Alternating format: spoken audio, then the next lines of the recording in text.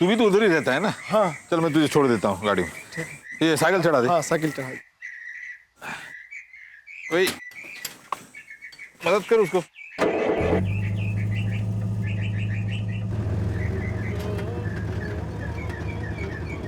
और सुना, तेरी बीवी कैसी है? वही तो बोली है काशी को पढ़ाने के लिए। फिर भाई, अरे वो क्या कहेगी महारानी जो उसका हुक्म सुनेंगे सब, हैं? पर्वतराम, तुम लोग समाज के कीड़े मकोड़े हो, यहीं जियोगे और यहीं मरोगे। तुम लोगों के लिए कोई छुटकारा नहीं है। जाहिलों के साथ रहना है तो जाहिल ही बने रहोगे।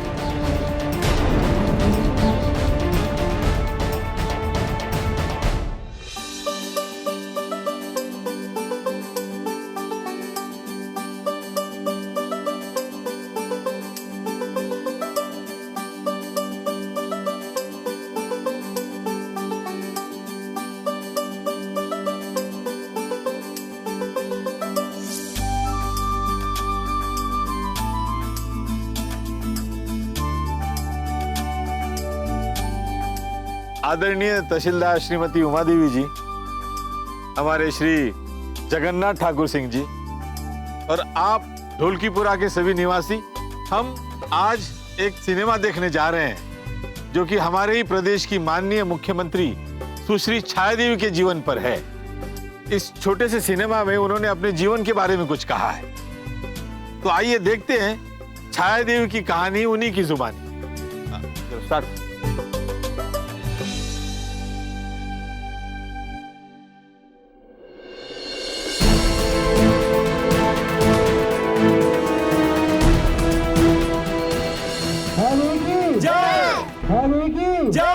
नमस्कार।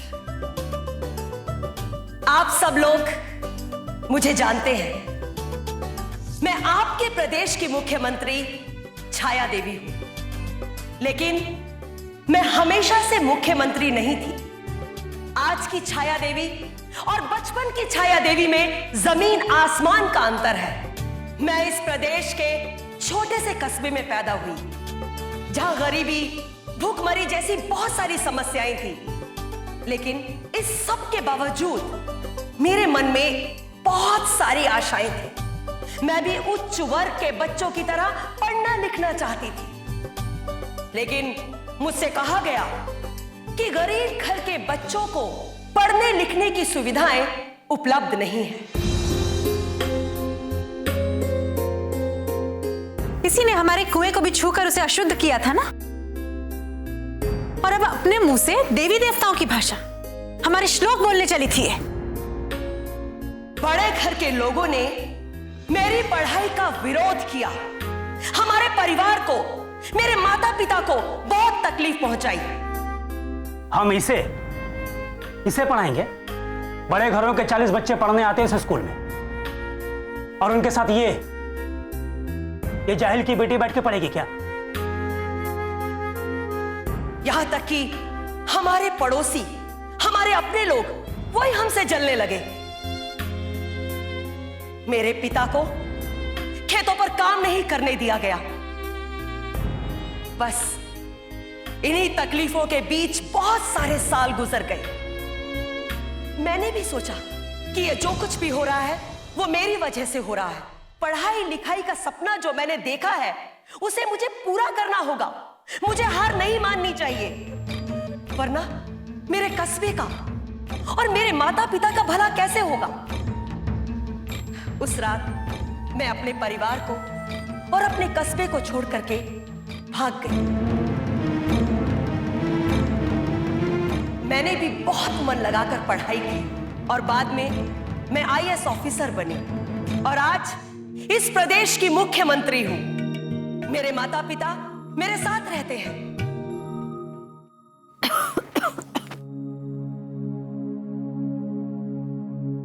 काशी को पढ़ाने का और कोई रास्ता नहीं है का? पढ़ना लिखना हो तो रास्ता निकालना ही पड़ता है।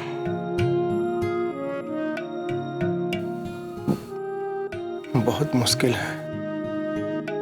मुश्किल है पर नामुमकिन नहीं। काशी का स्कूल में भर्ती करना बहुत मुश्किल है।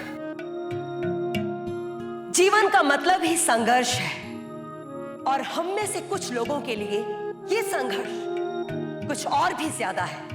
पर हमें हिम्मत नहीं हारनी चाहिए। हमें अपने अधिकारों के लिए लड़ना होगा। मैंने भी बहुत सारी मुश्किलों का सामना किया। अपनी जिद से, मेहनत से, लगन से अपने सपनों को पूरा किया है मैंने। आप भी कर सकते हैं। पढ़ लिख कर दूसरों को प्रेरणा दे सकते हैं। पढ़ने लिखने की चाहत हो तो रास्ता भी निकालना पड़ता है। मुश्किल है पर नामुमकिन नहीं।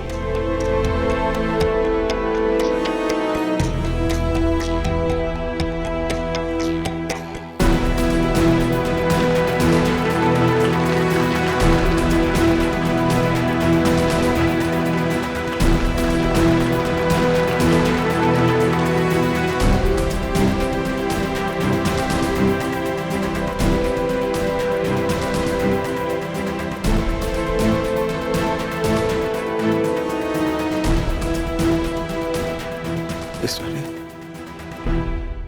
हमको लगता है कि हमको हार मानना पड़ेगा।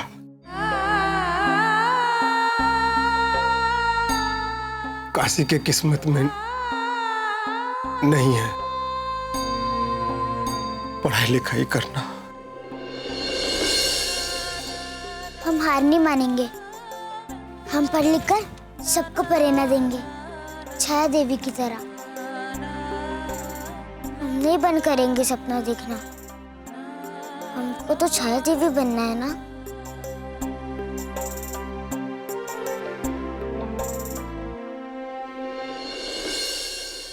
आज जो सिनेमा दिखाए हैं बहुत एक कमाल का सिनेमा दिखाए हैं। वही है जो हम लोगों के लिए आवाज उठाई है। हम तो कहते हैं कि वो देवी है। देवी है भैया। जानते हैं जी, हम तो कहते हैं कि एक काली माई एगो बार, बस एगो बार जो है ना वो छाया देवी को हम लोगन की बस्ती में भेज दो। बस हम जो है ना छाया देवी का चरण दूध से धुलाएंगे। हाँ, अरे इतना सदी में एक बार कोनो जन्म लेता है और फिर हम लोगों का सौभाग्य है कि छाया देवी जैसी देवी हम लोगन की नेता बनी है। क्यों, है कि नहीं? सच्ची बात। अरे वो अकेली काका कर लेगी। सरकार तो मदद करती है, पर हम ही लोग अगर फायदा नहीं उठाएंगे तो अकेली छाया देवी कुछ नहीं कर सकती है। कुछ नहीं।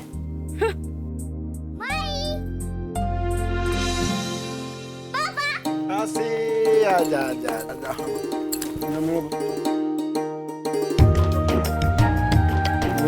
पापा, हम भी छाया देवी बनेंगे। हाँ, सब हमको सलामी देंगे। माई और बाबा को चादर उड़ाएंगे।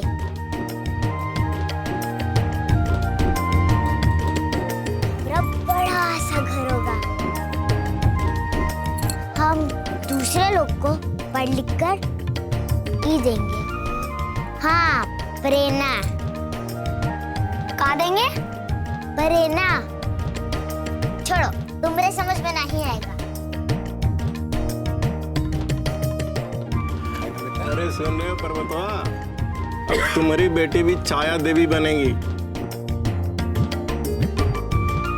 हाँ हाँ, काहे नहीं। छाया देवी बनना कोनो मुश्किल काम थोड़ी ना है। अखबार से झूठ मूठ कर कहानी पढ़ने के जैसन।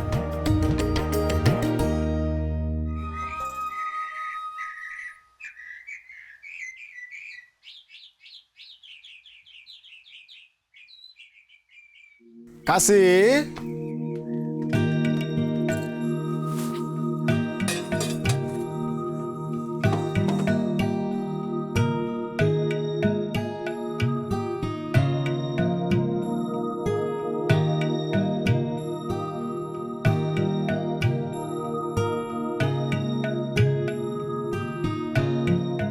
काशी, यहाँ कहाँ बैठा है बेटा? आए? और हाई पोटली में? अरे कहाँ जाने का इरादा है? शहर जाने का। हाँ? बड़के बाबा। बोलो काशी। आप हमको रिक्शा से कहीं ले जाएंगे? पैदल जाएंगे तो हमारा साफ साफ कपड़ा मिट्टी में गंदा हो जाएगा ना। अरे कहाँ जाना है रे काशी? हैं? बस यही बस गाड़ी के अड्डे तक। हाँ? कहाँ है? बस हम बस गाड़ी से रतनपुर जाएंगे। रतनपुरा? बाप रे बाप। कोई खास काम है क्या रतनपुरा में? हाँ, बाबा एक बार बोले थे हमको रतनपुरा में एक स्कूल है जहाँ सब लोग जाते हैं, हम भी वहाँ जाएंगे, है ना बाबा?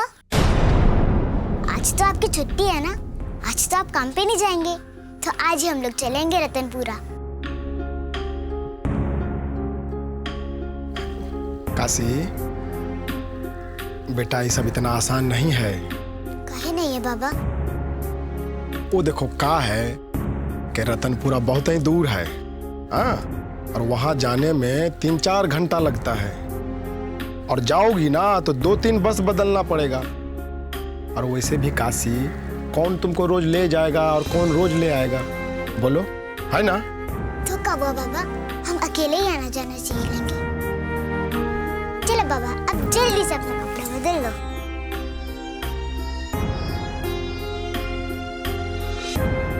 अरे ओ महारानी, एगो बात बताओ, हैं ये तुम्हारा रोज रोज का आना जाना, इमें जो रुपया पैसा खर्च होगा वो कौन देगा? लेकिन अरे लेकिन का लेकिन बोलो। हाँ? पढ़ाई भी तो जरूरी है ना। छुट्टियों के दिन हम खेत में काम कर लेंगे, फिर तो स्कूल जाने का पैसा आ जाएगा ना।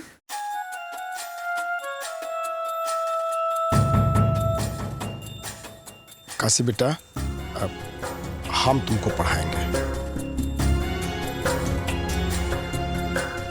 पर हमको तो स्कूल में पढ़ना है ना, दूसरे बच्चों के साथ। गांव में थोड़ी ना हमें कोई पढ़ने देगा, फिर तो दूसरे ही गांव जाना पड़ेगा ना। छाया देवी भी तो ऐसी मुश्किलों का सामना करके इतनी बड़ी बन गई।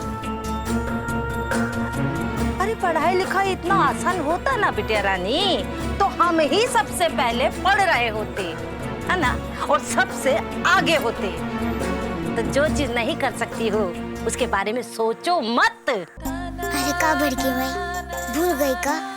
छाया देवी ने तो कहा था पढ़ाई लिखाई नहीं करेंगे तो कभी आगे नहीं बढ़ेंगे। और सब रास्ते तो आसान नहीं होते, पर कोशिश करने पे सब खुल जाते हैं। देखना, हम जरूर पढ़ेंगे। चुप, क्या बड़बड़ कर रही है? तब से छाया देवी के रट लगा रखी है, हैं? पर चुप हो जा, पर बतवा, समझा इसे।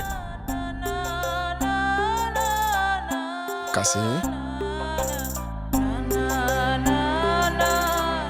सुनो, हम बोले ना तुमको कि रतनपुरा बहुत दूर है, आए, और स्कूलों बहुत दूर है। सुनो, ये सब इतना आसान नहीं है, समझी? चुप रहो, रो मत। बाबा, हम कभी भी नहीं पढ़ पाएंगे।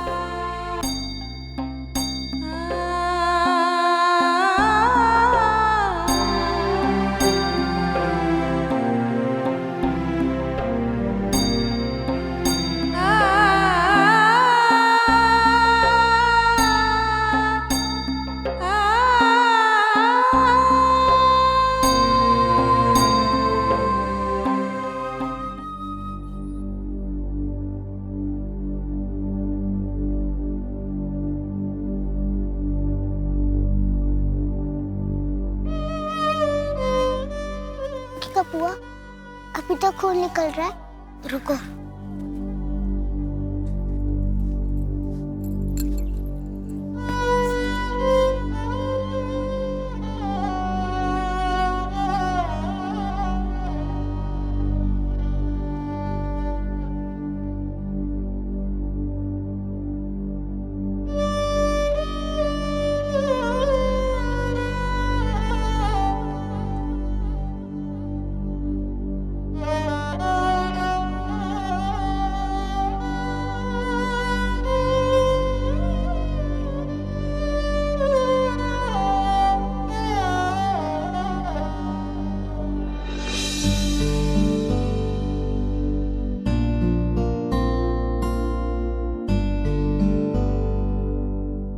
देख उस तरफ।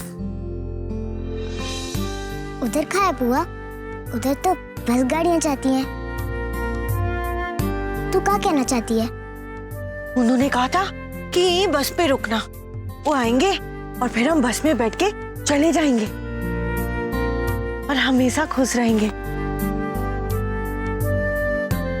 अगर नहीं गए तो यहाँ थोड़ी ना कोई खुश रहने देगा। खुश होने के लिए बस में बैठ के बहुत दूर जाना पड़ता है।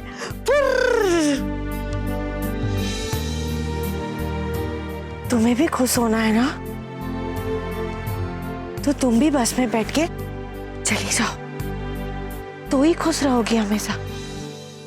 चली जाओ तुम, जाओ जाओ जाओ जाओ जाओ।